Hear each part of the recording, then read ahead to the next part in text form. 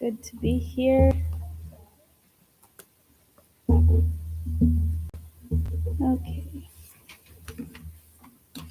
Well, we are continuing with our theme of miracles of Jesus, and I was assigned the healing of Simon Peter's mother-in-law. So that's what we're going to look at today. Before we start, can we have a word of prayer?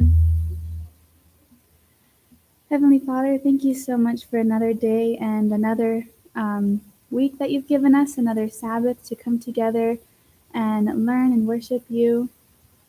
I pray and I ask that you be with me now as I give this little devotional of what I've learned. Let it be your words and not my own. In Jesus' name I pray. Amen. Okay, so let's go to Luke chapter 4. That's where our story is. Luke chapter 4, and we'll start in verse 38.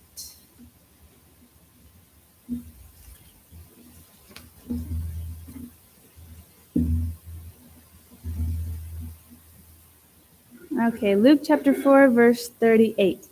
And it says, "Now he arose from the synagogue and entered Simon's house. But Simon's wife's mother was sick with a high fever, and they made request of him concerning her. So he stood over her and rebuked the fever, and it left her. And immediately she arose and served them." So let's break this down. Let's break these two verses down. Let's understand what's going on. So Jesus, at the time, he was in Galilee, and he was in the synagogue. And I wanted to kind of take a step back and read verse 31 of chapter 4. "Then he went down to Capernaum, a city of Galilee, and was teaching them on the Sabbaths. And they were astonished at his teaching, for his word was with authority. Now in the synagogue there was a man who had a spirit of an unclean demon. And he cried out with a loud voice, saying, 'Let us alone. Have we to do with you, Jesus of Nazareth? Did you come to destroy us? I know who you are, the Holy One of God.'" Verse 35. "But Jesus rebuked him, saying, 'Be quiet and come out of him.' And when the demon had thrown him in their midst, it came out of him and did not hurt him. Then they were all amazed and spoke among themselves, saying, 'What a word this is! For with authority and power he commands the unclean spirits, and they come out.' And the report about him went out into every place in the surrounding region." So Jesus, he was teaching in the synagogue, and he had just healed this man from being possessed with a demon. He had thrown out the demon. So I can imagine Jesus was pretty tired after all this time of teaching and healing. And so he went to Peter's house to rest. And the only problem was Peter's mother-in-law was sick with a fever. And knowing Jesus, I don't think he'd be able to rest, knowing that Peter's mother-in-law was here suffering with a fever. And it made me think of my mom, and I'm sure every mother is like this. But I tell her all the time that she's a professional mom because she takes care of me, my brother, and she's taking care of so many other kids too. So I say she's a professional mom. But anytime any of us are sick, she's automatically already in the medicine cabinet, looking at what we need based on our symptoms. She makes us hot water with lemon and honey. She has this ointment from the Philippines that she'll put on.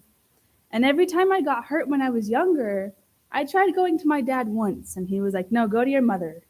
So that's what I did. And she's always there to take care of us.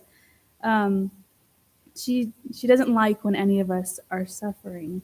In the same way, I didn't think Jesus was able to rest knowing that Peter's mother-in-law was here with a really high fever. And I think this just kind of put into perspective of what Jesus was feeling. So Peter's mother-in-law, she had a high fever, and automatically my school brain kicked on.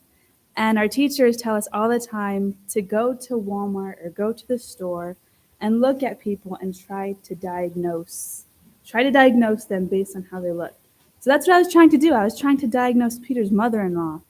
And I was thinking, well, she has a high fever, so she has an infection.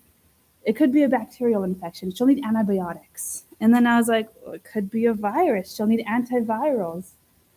And then I was like, she could even go into sepsis. And that's what we're learning about right now. And I was like, oh, they'll need to measure her lactate and they'll need to draw bloods and give antibiotics and give fluids and all these things I was thinking about. And then I was like, they didn't have any of this stuff back then. A lot of the times, I think people who had really high fevers that they couldn't bring down just ended up dying. But Jesus, being the great physician that he is, didn't have to give her fluids, didn't have to give her antibiotics. All he did was, as verse 39 says, he stood over her and rebuked the fever, and it left her. I was like, wow. I would love it if Jesus was the doctor that I was working for. Nurses a lot of times fight with doctors. A lot of nurses I hear they don't like doctors. But if Jesus was the doctor, I would just be like, Jesus, this patient has a high fever. And he'd say, okay, I'll go see the patient. And he comes back out and he's like, all right, get discharge orders ready. Your patient's healed and they're leaving. And that's all I'd be doing all day is discharging patients, which takes a lot longer than you may think it does. But anyways, Jesus healed Peter's mother-in-law. And what I thought was interesting was the second part of verse 39, it says, immediately she rose and served them. And, it doesn't say she ate. I'm sure she was hungry. It doesn't say she rested after being so sick. It doesn't say she took a shower, because after I'm sick, I like to take a shower. She served her guests that were in her house. And this is only because Jesus heals completely. He didn't simply just get rid of her fever, but he healed her completely. And I can only imagine the joy that healing the sick made Jesus. I think that he loves to take away the suffering of everyone that he loves. And I can also relate this to us today. All of us are very sick too, and we're all sick with sin. And all he wants to do is take away our sickness. And that's exactly what he did when he died for us on the cross. And, the same way Jesus healed Peter's mother-in-law, simple and complete, he can do the same for us. And we all know all we have to do is accept that gift that he's given us. So that was the healing of Peter's mother-in-law. We'll now break up for Sabbath school, and happy Sabbath.